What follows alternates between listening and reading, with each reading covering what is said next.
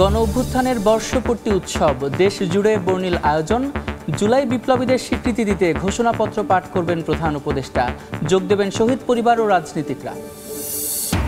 রক্তাক্ত লড়াইয়ে নতুন বাংলাদেশের মুক্তির দিন ৩৬ জুলাই। শেষ মুহূর্তে গুলি চালিয়ে পতন ঠেকাতে পারেনি শেখ হাসিনা সরকার। জয়ের আনন্দে মেতে ওঠে দেশ। অভ্যুত্থানের বর্ষপূর্তিতে জুলাই আন্দোলনে শহীদদের স্মরণ। গণতান্ত্রিক, মানবিক ও বৈষম্যহীন রাষ্ট্র প্রতিষ্ঠার আহ্বান জানিয়ে প্রধান উপদেষ্টার ভিডিও বার্তা। পোশাক রফতানিতে চমক। জুলাইয়ে আয় বেড়েছে 24.৫%। পরিবেশ বান্ধব বিনিয়োগ ও চাহিদা মতো পণ্য তৈরিতে সাফল্য। চট্টগ্রাম বন্দরের ধীরগতি দূর করার দাবি। বাড়ি থেকে টাকা দাও, নাহলে তোমাদেরকে গুম করে ফেলাবো। তাছাড়া নির্যাতন, না খেয়ে অনাহারে, এমন পানি পর্যন্ত আমাদেরকে খাইতে দিচ্ছিল না। গ্রিসে পাঠানোর কথা বলে আফগানিস্তানে নিয়ে নির্যাতন। 48 লাখ টাকা নেওয়ার পর মুক্তিপণ আদায়। নিঃস্ব নীলফামারীর 4 যুবকের পরিবার। প্রতারক চক্রের শাস্তি দাবি। সময় সংবাদের সঙ্গে আছি আমি সাদিক হাসান ইমন।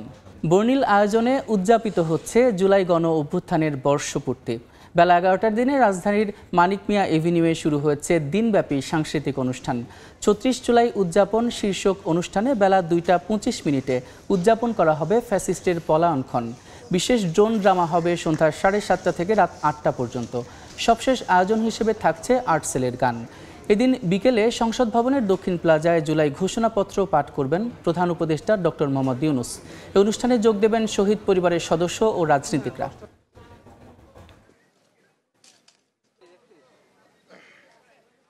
যারা কলেজে পড়ে, ভার্সিটি পড়ে, বড় ভাই আমার ভাই ব্রাদার আসলে স্কুলের ওগুলো গেছি, পরে পুলিশের সামনে যাইছি, তারপরে আমার গুলি করছে পুলিশে। বাচ্চাদের উপরে যত অত্যাচার অনাচার হইলো এগুলির বিচার চাই না আমরা, এটা খুবই বিচার চাই।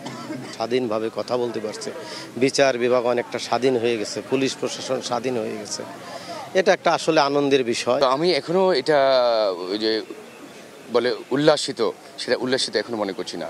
কারণ আমার চোখের সামনে যে সমস্ত ভাই বোন হারিয়েছি, সকল শ্রেণী পেশার লোক হারিয়েছি, সেই বেদনাটা আমাকে কবে মন থেকে মুছবে আমি তা জানি না। এই মুহূর্তে রাজধানীর মানিক মিয়া এভিনিউতে আছেন সহকর্মী মনির হোসেন। সরাসরি যাচ্ছে তার কাছে।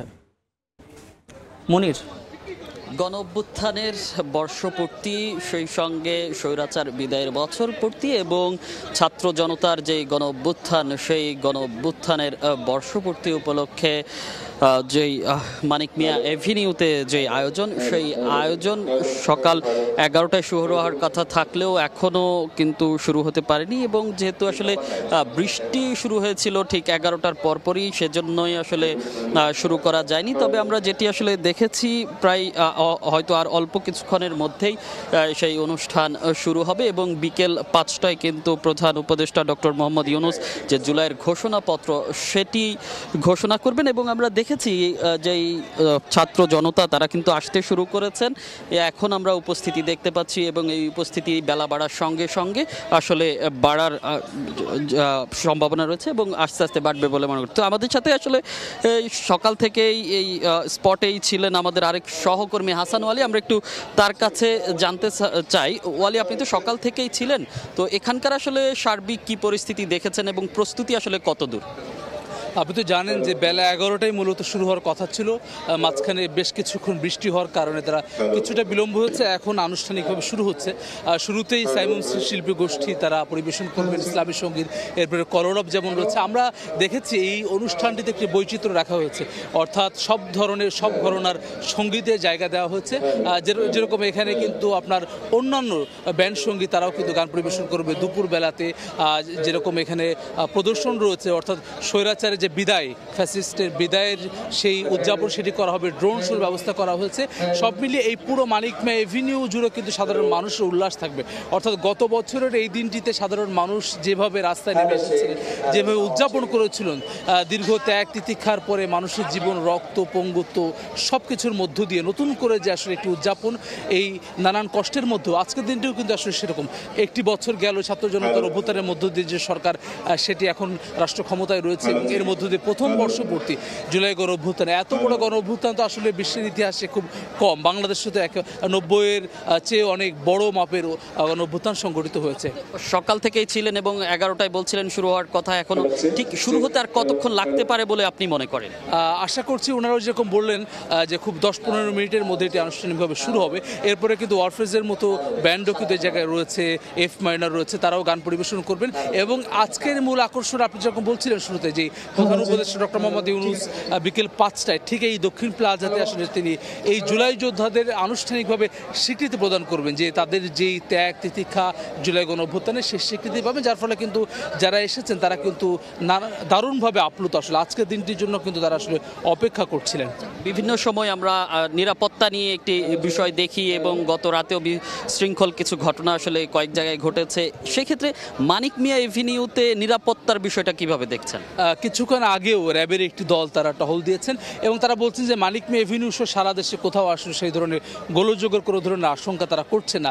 আমরাও দেখেছি যে আইন শৃঙ্খলা রক্ষাকারী বাহিনীর বিপুল উপস্থিতি এবং একই সঙ্গে যেহেতু এখানে প্রধান উপদেষ্টা ডক্টর মোহাম্মদ ইউনূস বক্তব্য রাখবেন, ঘোষণাপত্র পাঠ করবেন, যার ফলে কিন্তু পুরো জায়গা জুড়েই কিন্তু আসলে আমরা দেখেছি আইন শৃঙ্খলা রক্ষাকারী বাহিনীর সরব উপস্থিতি রয়েছে। জি, অসংখ্য ধন্যবাদ ওয়ালি আপনাকে। দর্শক, আসলে যেটি আমাদের সহকর্মী ওয়ালি বলছিলেন যে নিরাপত্তা সহ সার্বিক ব্যবস্থা নেওয়া হয়েছে, আর কিছুক্ষণের মধ্যেই শুরু হবে এই যে সাংস্কৃতিক অনুষ্ঠান, সেই সাংস্কৃতিক অনুষ্ঠান। তো মানিক মিয়া এভিনিউ থেকে এই ছিল এখনকার মতো আমার কাছে সব শেষ। সরাসরি যুক্ত ছিলাম রাজধানীর মানিক মিয়া এভিনিউতে।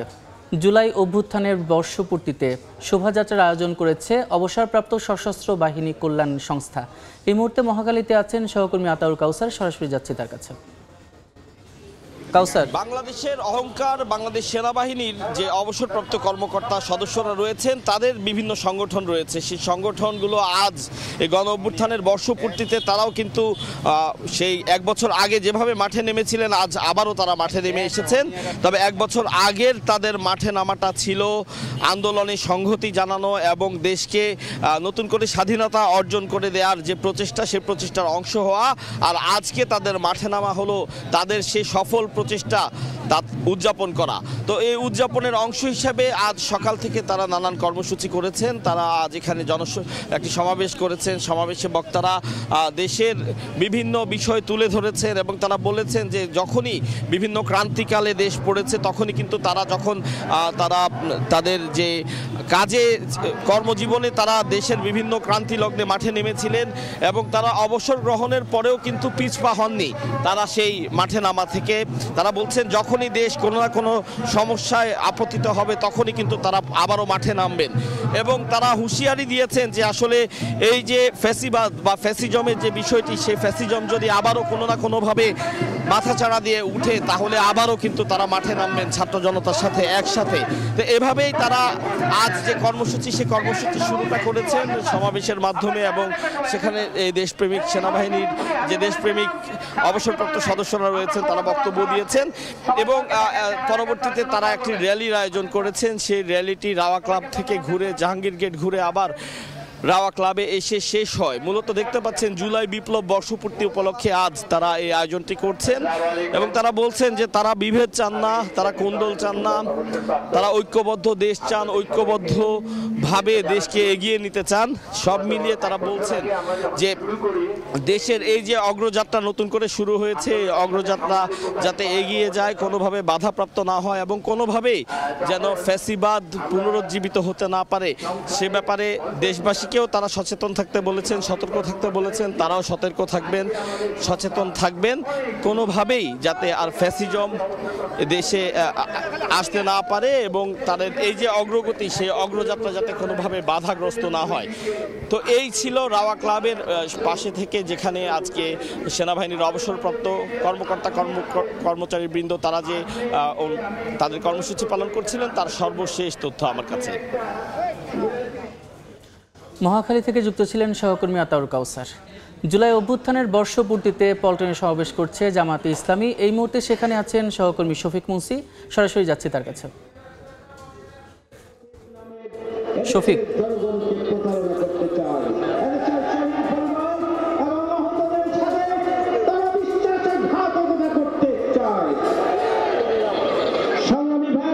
বাংলাদেশ জামাতে ইসলামে আয়োজিত আজকের এই গণঅভ্যুত্থানের বর্ষপূর্তি উপলক্ষে রাজধানীর পল্টন ময়দানে দলটির ঢাকা মহানগরীর দক্ষিণ শাখার আয়োজনে একটি সমাবেশ চলছে এখন, এবং এই সমাবেশের প্রধান অতিথি হিসেবে উপস্থিত হয়েছেন বাংলাদেশ জামাতে ইসলামের সেক্রেটারি জেনারেল মিয়া গোলাম পরোয়ার। আমরা যেটা দেখতে পাচ্ছি যে এই পল্টন মোড় থেকে শুরু করে কাকরাইল পর্যন্ত একদম পুরো এই সড়কটি লোকারণ্য হয়ে গেছে। তারা কিন্তু তাদের দলীয় প্রতীক, বাংলাদেশের জাতীয় পতাকা সহ বিভিন্ন তাদের প্লাকার্ড, দলীয় পতাকা এগুলো নিয়ে কিন্তু এই সমাবেশ স্থলে উপস্থিত হয়েছেন, এবং সকাল 10টা থেকে শুরু হওয়া এই সমাবেশে দলটির বিভিন্ন পর্যায়ের নেতৃবৃন্দ বক্তব্য রেখেছেন।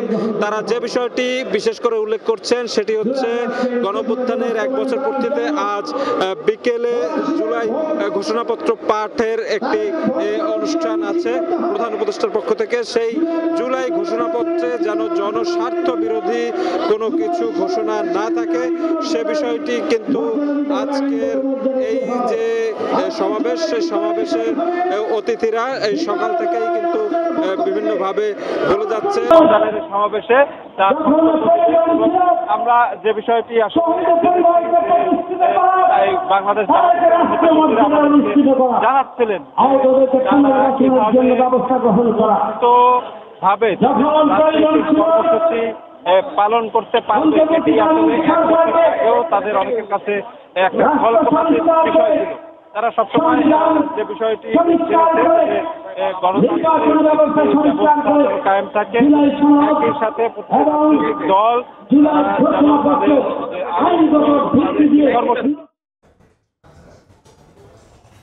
পল্টন থেকে যুক্ত ছিলেন সহকর্মী শফিক মুন্সি। জুলাই ঘোষণাপত্র অনুষ্ঠানে যোগ দিতে 8 জোড়া বিশেষ ট্রেনে ঢাকা আসছে ছাত্র জনতা। এই মুহূর্তে কমলাপুর রেল স্টেশনে আছেন সহকর্মী তোহা খান তামিম, সরাসরি যাচ্ছি তার কাছে। তামিম, সারা দেশ থেকে মোট 8টি বিশেষ ট্রেনে করে সারা দেশে যে ছাত্র জনতা রয়েছে তারা জুলাই ঘোষণাপত্র পাঠ অনুষ্ঠানে যোগ দেওয়ার জন্য আসছেন। ইতিমধ্যে কমলাপুর রেল স্টেশনে 3টি ট্রেন প্রবেশ করেছে। আমি একটু বলে রাখি, একটু দেখাতে চাই, এই মুহূর্তে আসলে প্ল্যাটফর্মে যারা এসে পৌঁছেছেন তাদের যেই অপেক্ষা রয়েছে, পাশাপাশি বিভিন্ন মানুষ যারা ইতিমধ্যে এসে পৌঁছেছেন তারা চলে গেছেন এবং অনেক অপেক্ষা করছেন, তারা এখন আসলে প্ল্যাটফর্ম ছেড়ে যাবেন এবং তাদের যে অনুষ্ঠান, প্রাণের অনুষ্ঠান, সেই অনুষ্ঠানে তারা যোগ দেবেন। অর্থাৎ মানিক মিয়া এভিনিউতে যেই অনুষ্ঠান মালা রয়েছে দিনব্যাপী, সেই অনুষ্ঠান মালায় তারা আসলে যোগ দেবেন এবং নতুন বাংলাদেশ গঠনে তাদের যে ভূমিকা, সেই ভূমিকা তারা পালন করতে চান এবং এই ইতিহাসে সাক্ষী হতে চান এই যে জুলাই ঘোষণাপত্র পাঠ অনুষ্ঠানে উপস্থিত হয়ে। সকাল থেকে আমরা দেখেছি যে রংপুরের যে স্পেশাল ট্রেন ছিল রংপুর, সেটি সকাল 8টা 10 মিনিটে এসে 8টা 50 মিনিটে এসে পৌঁছানোর কথা ছিল, সেটি মূলত কিছুক্ষণ দেরি করে, অর্থাৎ ঘণ্টাখানেক বেশি সময় দেরি করে 10টা 10 মিনিট এসে পৌঁছেছে। কিছুক্ষণ আগে নারায়ণগঞ্জ থেকে একটি ট্রেন এসে পৌঁছেছে 14 নম্বর প্ল্যাটফর্মে, সেখানে আমরা দেখেছি যে বেশ মানুষের ভিড় ছিল এবং অন্যান্য যাত্রীকেও কিন্তু আমরা লক্ষ্য করেছি যে অন্যান্য যাত্রীও কিন্তু এই ট্রেনে ছিল। অর্থাৎ মুক্তিযুদ্ধ মন্ত্রণালয় থেকে 8টি ট্রেন ভাড়া করা হয়েছে, বিশেষ ট্রেন, যাতে করে সারা দেশ থেকে, বিশেষ করে রাজশাহী, রংপুর, খুলনা কিংবা চট্টগ্রাম, সিলেট, বিভিন্ন যে বিভাগ রয়েছে, দেশের বিভিন্ন প্রান্ত রয়েছে, তারা যেন আসতে পারে সেই ব্যবস্থা কিন্তু সরকারের পক্ষ থেকে করা হয়েছে এবং তারা ইতিমধ্যেই কমলাপুর রেল স্টেশনে এসে পৌঁছেছেন এবং তারা তাদের যেই উদ্দেশ্য, সেই গন্তব্য, সেই গন্তব্যের পানে তারা গেছেন এবং তারা বলছেন যে এই অনুষ্ঠানে যোগ দিয়ে তারা আসলে এই যে জুলাই ঘোষণাপত্র পাঠ অনুষ্ঠানে যে সাক্ষী, ঐতিহাসিক সাক্ষী, সেটি আসলে হতে চান এবং তাদের যে দাবি দেওয়া, অর্থাৎ রংপুরের মানুষ এসেছেন তাদের দাবি দেওয়া নিয়ে, বিভিন্ন জেলার যে দাবি, তারা যেন সেই ঘোষণাপত্রে পূরণ হয়, সেই আকাঙ্ক্ষা এবং সেই আশা নিয়ে কিন্তু তারা এখানে আসছেন এবং সেই অনুষ্ঠানে যোগ দেওয়ার জন্য আসছেন। তো আরও বেশ কিছু ট্রেন আসার রয়েছে, ইতিমধ্যে 3টি ট্রেন চলে এসেছে, হয়তো আরও 5টি ট্রেন আসবে এবং একইভাবে এই ট্রেনগুলো কিন্তু আবার ঢাকা থেকে ছেড়ে যাবে, যাদেরকে নিয়ে এসেছিলেন অংশগ্রহণকারী তাদেরকে নিয়ে আবার ঢাকা থেকে ছেড়ে যাবে। তো এই ছিল রাজধানী কমলাপুর রেল স্টেশন থেকে আমার হাতে সব শেষ। কমলাপুর থেকে যুক্ত ছিলেন সহকর্মী তোহা খান তামিম। বর্ণিল আয়োজনে সারা দেশে উদযাপিত হচ্ছে জুলাই গণ অভ্যুত্থান দিবস। বিস্তারিত জানাতে চট্টগ্রামে আছেন রিপোর্টার শফিকুল আলম এবং সিলেটের শিল্পকলা একাডেমিতে আছেন রিপোর্টার ইকরামুল কবির। সরাসরি শুরুতেই যাচ্ছি ইকরামুলের কাছে। ইকরামুল,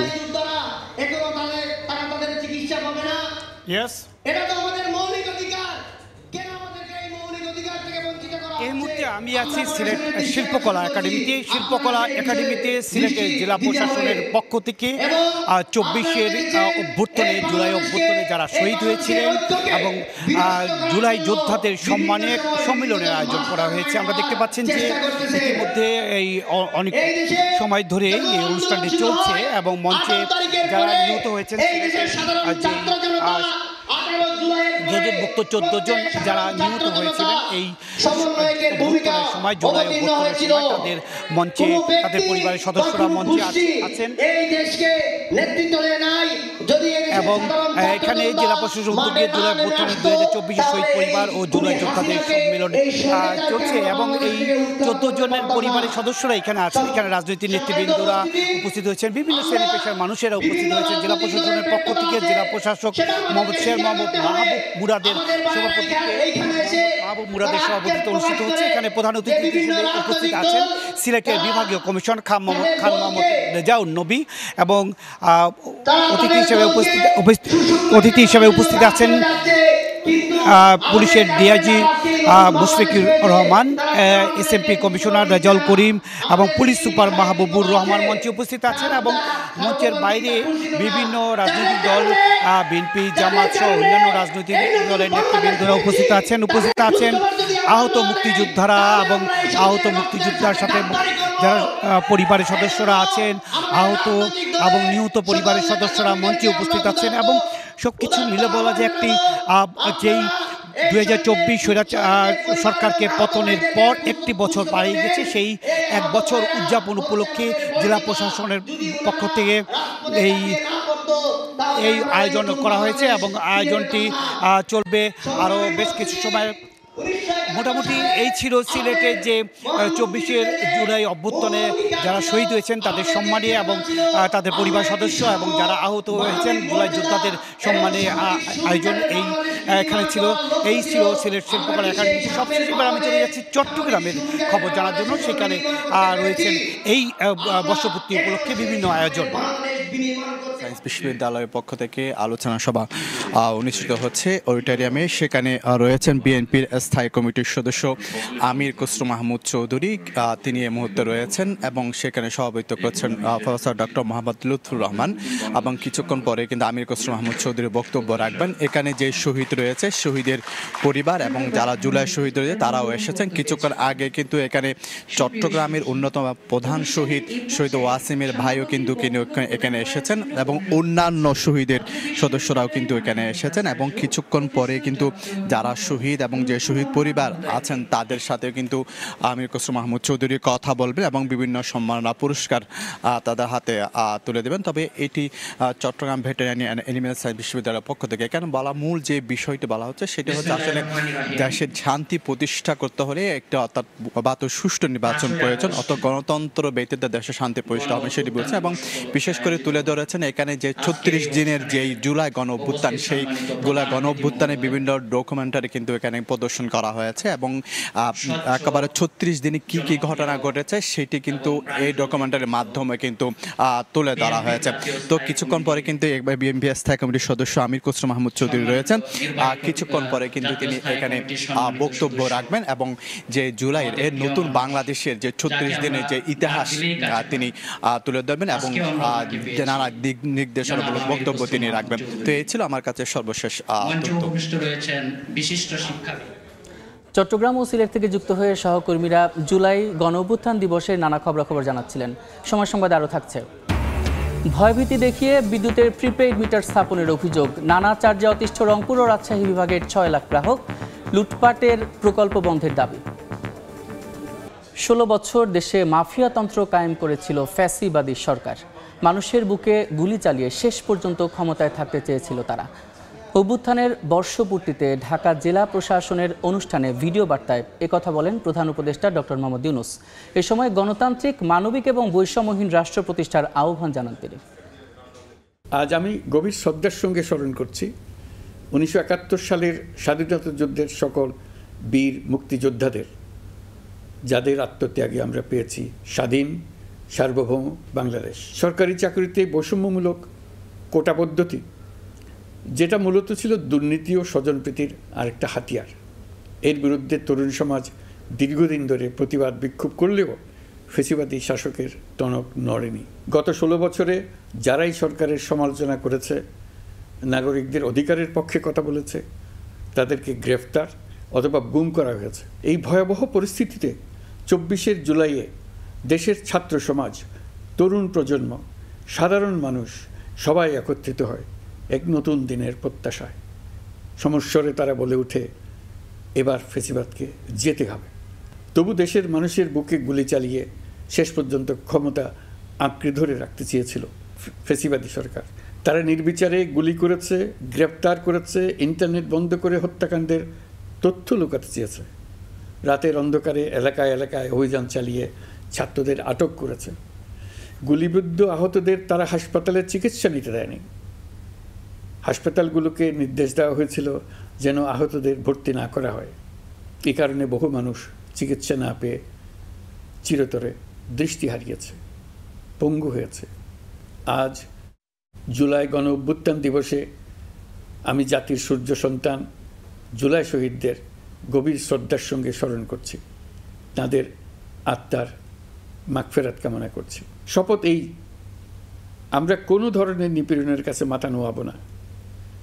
আমরা প্রতিষ্ঠা করব একটা জবাবদিহিমূলক, মানবিক, গণতান্ত্রিক এবং বৈষম্যহীন রাষ্ট্র।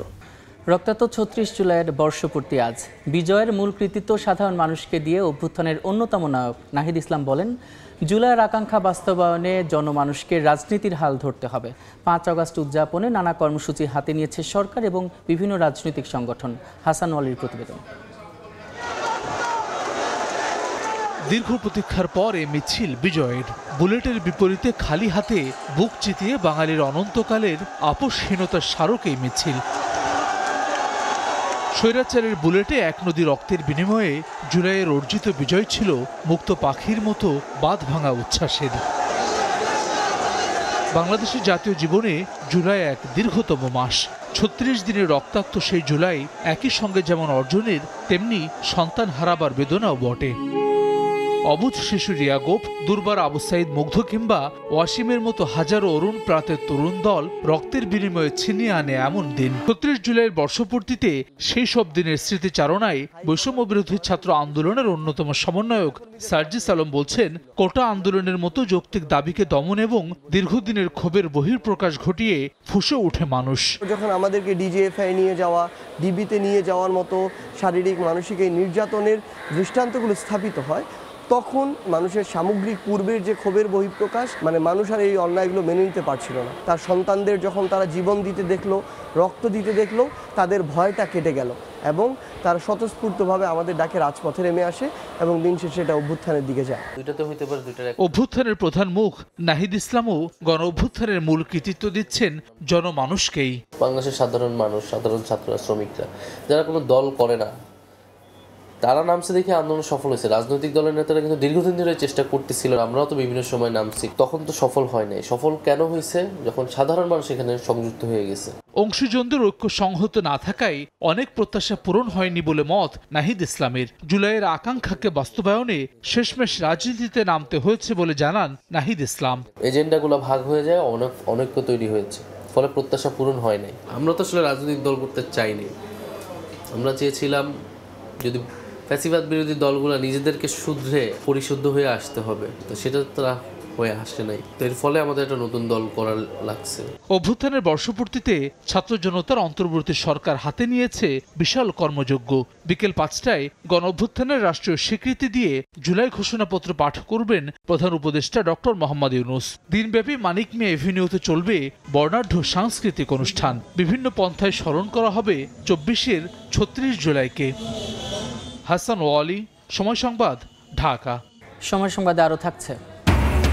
অভ্যুত্থান ষড়যন্ত্র মামলায় গৃহবন্দী ব্রাজিলের সাবেক প্রেসিডেন্ট বলসোনারো। রাজনৈতিক উদ্দেশ্য প্রণোদিত দাবি, বিচারপতির ওপর নিষেধাজ্ঞা ট্রাম্প প্রশাসনের। এবার বায়ুমানের খবর।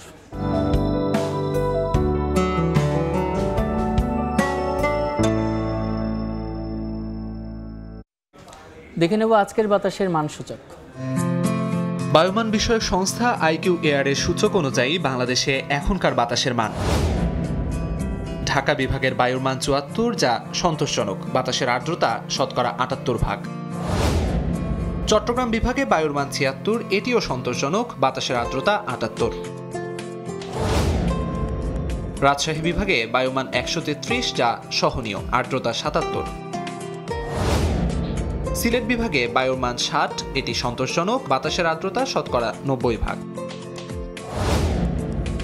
খুলনা বিভাগের বায়ুমান ৭৭, যা সন্তোষজনক, বাতাসের আর্দ্রতা ৬৫।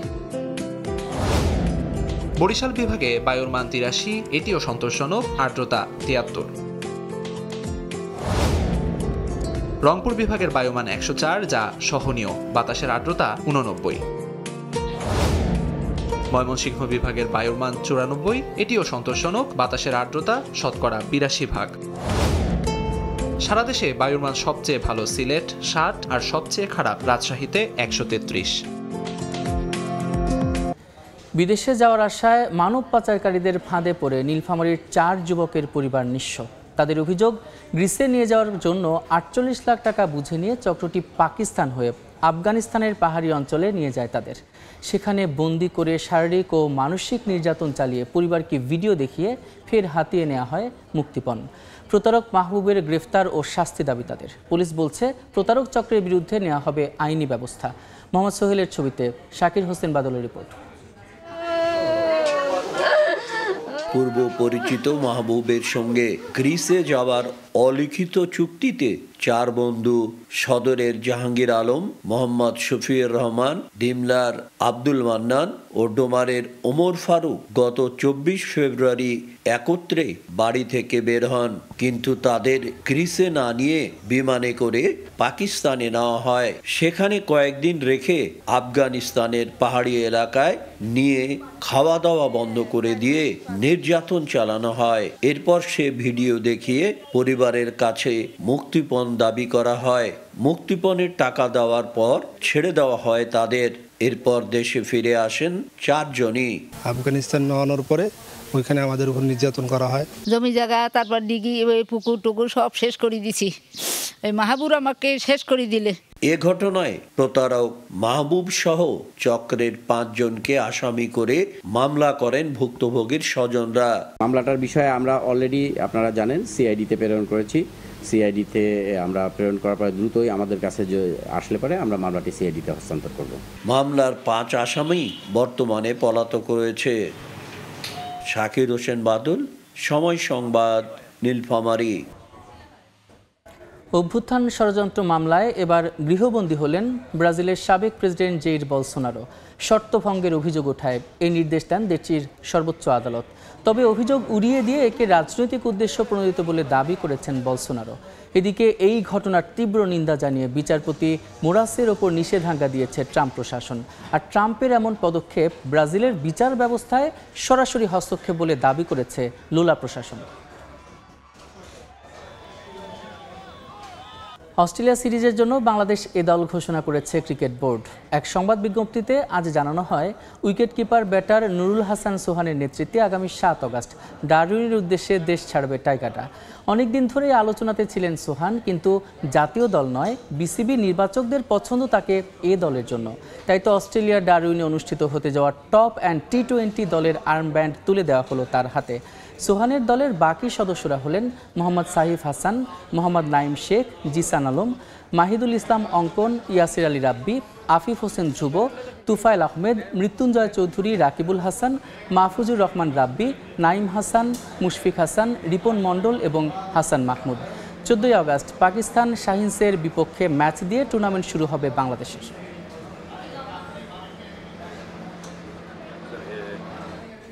এ পর্যায়ে শীর্ষ সংবাদগুলো জানিয়ে দিচ্ছে আরেকবার। গণ অভ্যুত্থানের বর্ষপূর্তি উৎসব, দেশ জুড়ে বর্ণিল আয়োজন। জুলাই বিপ্লবীদের স্বীকৃতি দিতে ঘোষণাপত্র পাঠ করবেন প্রধান উপদেষ্টা। যোগ দেবেন শহীদ পরিবার ও রাজনীতিকরা। এবং অভ্যুত্থানের বর্ষপূর্তিতে জুলাই আন্দোলনে শহীদদের স্মরণ। গণতান্ত্রিক, মানবিক ও বৈষম্যহীন রাষ্ট্র প্রতিষ্ঠার আহ্বান জানিয়ে প্রধান উপদেষ্টার ভিডিও বার্তা।